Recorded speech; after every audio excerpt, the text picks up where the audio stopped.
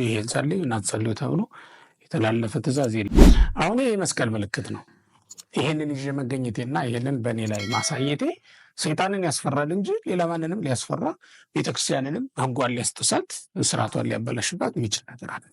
በሕማማት ይሄ ይደገማል ይሄ አይደገምም የሚባል ጸሎት የለም። የማይጸለይ ጸሎት እንኳን የለም። እውነት ለመናገር በተለይ የግል ጸሎት ላይ ውሳኔ አልተላለፈም።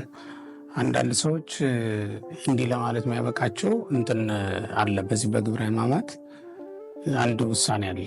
የጸሎት ሃይማኖትን እስከ ሀበ ይብልሃመ ይላል። ታመመ ሞተ የሚል አለ አይደለ? ታመመ እስከሚለው ድረስ እስከ ዓርብ ድረስ ማለት ነው። እስከ ዓርብ ድረስ ከሰኞ ጀምሮ አሁን እስከ ዓርብ ድረስ ታመመ እስከሚለው ድረስ ስለኛ ከሰማይ ወረደ ከቅድስት ከእመቤታችን ከቅድስት ሥጋ ነሳ እያልን እንሄድ የለ? ከዛ ታመመ ይላል። ሀመም የሚለው ማለት ነው። እስከሱ ድረስ ብላችሁ ተውት ይላል። ያችን መነሻ አድርገው ነው እንግዲህ አንዳንድ ሰዎች ጸሎት አይጸልይም ይሄ ምናምን እንደዚህ የሚል ሀሳብ ለመስጠት ያዳፈራቸው መግቢያ የሆናቸው እሱ ይመስለኛል እንጂ በተለይ በግል ጸሎት ምንም አይነት እንትን የለም፣ የተሰራ ስርዓት የለም። የግል ጸሎት ማንኛውም ሰው የትኛውንም ሊጸልይ ይችላል። የማህበር ሲሆን ነው። ይሄም ራሱ የማህበር ላይ ነው። የማህበር ማለት ምንድነው? ግብረ ሕማማት እናነባለን። ጸሎት ሃይማኖት የሚታወጅበት ላይ እስከ ሀበ ይብልሃመ ድረስ እንሄድና እናቆማለን ማለት ነው እንጂ ከዛ ውጭ በግል ጸሎት ላይ አሁን ቅዳሴም ቢሆን የጋራ ቅዳሴ ነው። መስዋዕት ለመሰዋት ገብተን ምንጸልየው በጋራ ምንጸልየው ጸሎት ነው እንጂ በግሉ ቅዳሴ ማርያም ቅዳሴ ጊዜ የሚጸልይ ሰው ቢኖር አሁን አይጸልይም ማለት አይደለም። በግሉ ማንኛውም ሰው ሊጸልይ ይችላል።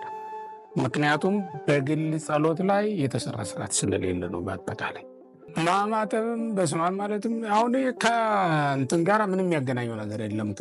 ይሄኛው አገልግሎት እንደውም ቅዳሴ ሲከለከል መስዋዕት መሰዋት ስንተው ቡራኬም ስንከለክል ምንም ስንል ሰዎቹ ግራ እየገባቸው ከፍርሃት የተነሳ የሚያነሷቸው አንዳንዶቹ በፍርሃት ምክንያት ፈርተው እንደውም ሕግ እንዳንጥስ ብለው ሕግ እግዚአብሔርን ከማክበራቸው የተነሳ ረድኤተ እግዚአብሔር እንዳይነሳቸው ሕግ እንዳይጣስባቸው እግዚአብሔርን ከመፍራታቸው የተነሳ ራቅ አድርገው አጥረው ስለሚኖሩ ነው። በሕይወታቸው ነገሮችን ሁሉ ረዘም አድርገው ስለሚመለከቱ የሚያነሱት ጥያቄ ነው።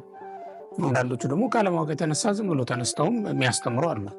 ማማተብ አይቻልም ይሄ ምናምን እንደዚህ ብለው ያነሳሉ። አሁን ለምሳሌ አሁን መልክ ብለህ ብታነሳ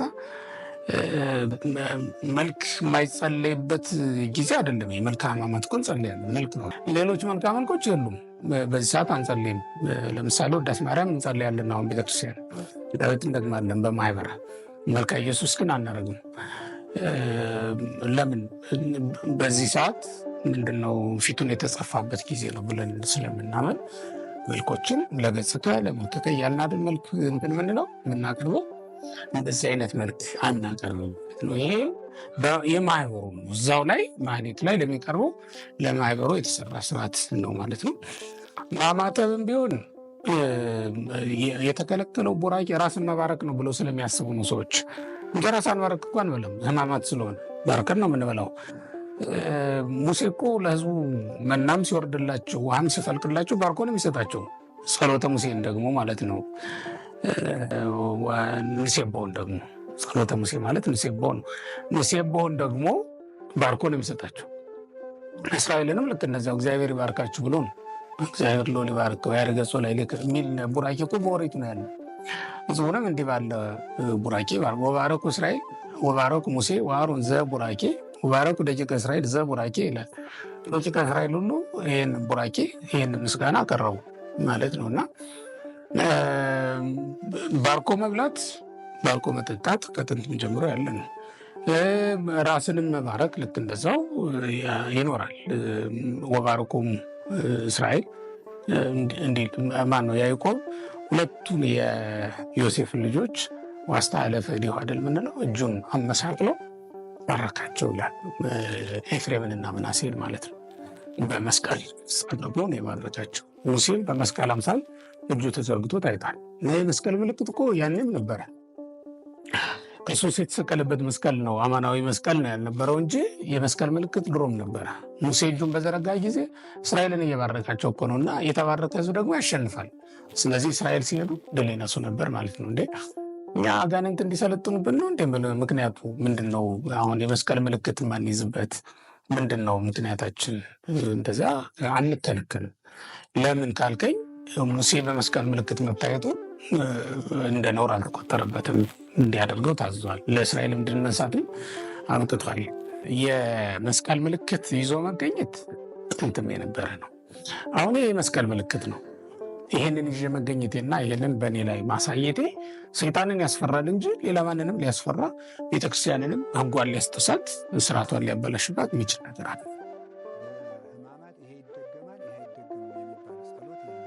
ከስንፍና በቀር ግብረ ሕማማትን ከምናደርስበት ጊዜ በቀር የምናደርሳቸውን ጸሎቶች ሁሉ ይደረሳል። ቤተ ክርስቲያንም ኪዳኑን ቅዳሴውን የምታቆመው የክርስቶስን ሕማም ለማሰብ ተድላ ደስታውን አቆይታ በሌላ ቃለ እግዚአብሔር ተክታ ስታደርስለት ትሰነብታለች። ይኸውም እንዳይታጎል የሰኞ የማክሰኞ የረቡዕ ኪዳን እንዳይታጎል በዕለተ ሐሙስ 3 ኪዳኖችን መላልሳ በማድረስ እነዚህ ሁሉ ትፈጽማቸዋለች። ስለዚህ ይህን በማድረግ ቤተ ክርስቲያን ፍጹም በመዋል ቢቻል የጨው ቂጣ በመብላት የተቻለው ከታመመ ሰው በቀር ደዌ ከጸናበት በቀር በጨው ቂጣ እየበሉ ከሚጣፍጥ ምግብ በቀር ሆኖ ይህንን መጸለይ ይገባል።